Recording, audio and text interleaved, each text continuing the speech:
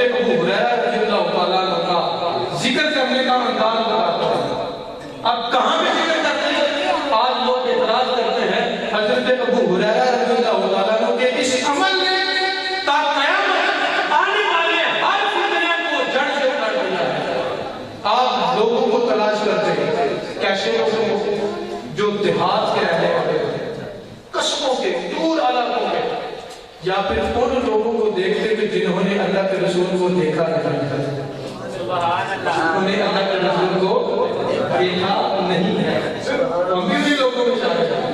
اللہ رب العزت ہمیں بھی اپنے رسول کی زیارت سے شرف یافتہ کرے۔ تو حضرت ابو ہریرہ رضی اللہ تعالیٰ عنہ ان لوگوں کو دیکھتے کہ جو دور دیہات کے رہنے والے ہوتے یا جن لوگوں نے اللہ کے رسول علیہ السلام کو نہ دیکھا ہوتا، جب ایسے لوگوں کو ملتے انہیں پاس بٹھا کے کہتے الا اصف لکم النبی، کیا میں تمہارے سامنے نبی کے اوصاف بیان نہ کروں؟ سبحان اللہ، کیا میں تمہارے سامنے نبی کے اوصاف بیان نہ کروں؟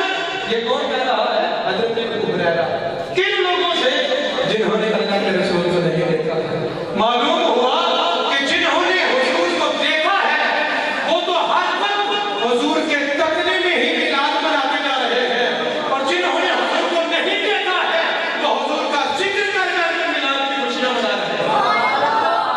میلاد منانے کا انداز جدا ہوتا ہے، دیکھنے والا کسی اور انداز سے مناتا ہے، جس نے نہیں دیکھا ہے وہ کسی اور انداز سے مناتا ہے۔ ارے تم پوچھتے ہو صحابہ نے منایا، ارے وہ تو سارے وہ خوش نصیب تھے کہ جنہوں نے دن رات خدا کے محبوب کے جلووں کو دیکھا ہے۔ ارے ان کے بارے میں ہمیں پوچھو کہ جنہوں نے اس ذات کو دیکھا نہیں ہے وہ کس انداز سے حضور علیہ السلام کا ذکر کرتے تھے۔ تو یہ تو بات، یہ مسئلہ ہمارا حضرت ابو ہریرہ رضی اللہ تعالیٰ عنہ کا ہے۔ آج اسی صحابی رسول کی سنت پہ عمل کرتے ہوئے ہم بھی یہاں پہ جمع ہوئے ہیں۔ آج میں بیان کر رہا ہوں، میں نے دیکھا تو نہیں، لیکن کم از کم کتابوں سے پڑھ کے بیان کر رہا ہوں۔ کتاب سے پڑھ کے، آپ نے پڑھا نہیں، آپ سن رہے ہیں، میں پڑھ کے بیان کر رہا ہوں۔ یہی تو صحابہ کرام کا بھی عمل ہے، جو جانتا تھا وہ اس کے سامنے بیان کرتا کہ جو نہیں جانتا تھا۔ تو حضرت ابو ہریرہ رضی اللہ تعالیٰ عنہ لوگوں کو ڈھونڈتے کہ جنہوں نے دیکھا نہیں ہے، پھر کہتے ہیں تو نہیں حضور کے اوصاف نہ بیان کرنا۔ تو صحابہ کا مجمع، ان لوگوں کا تابعین کا مجمع اپنے سامنے بٹھا کر حضرت ابو ہریرہ رضی اللہ تعالیٰ عنہ حضور کے اوصاف سے تذکرے کیا کرتے۔ جب تو ثنا کر لیا کرتے، اپنا ذکر کرتے کرتے کرتے کرتے پھر آخر زبان سے حضور کے ذکر کا حق ادا ہوتا ہوا محسوس ہو رہا ہے، تو پھر آخر کیا کہتے؟ فدن لہو ابی و امی، اس ذات میں میرا باپ بھی قربان ہو، میری ماں بھی قربان ہو، ما رأیت مثلہ قبلہ ولا بعدہ۔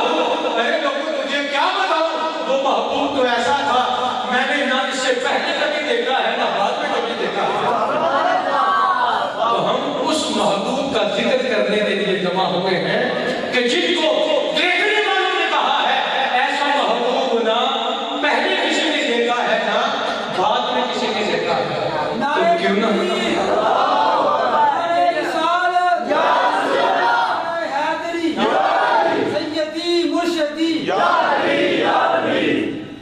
تو جس چیز کو کسی نے دیکھا نہ ہو اور وہ ہو بھی بڑی اہم، تو آنے والے پھر اس کی جستجو کرتے ہیں۔ جن کے پاس موجود ہو وہ قدر کرے یا نہ کرے، لیکن اس کی اہمیت جو ہے جن کے سامنے نہیں ہوتی وہ بڑے حسین انداز میں اس کو دیکھا کرتے ہیں۔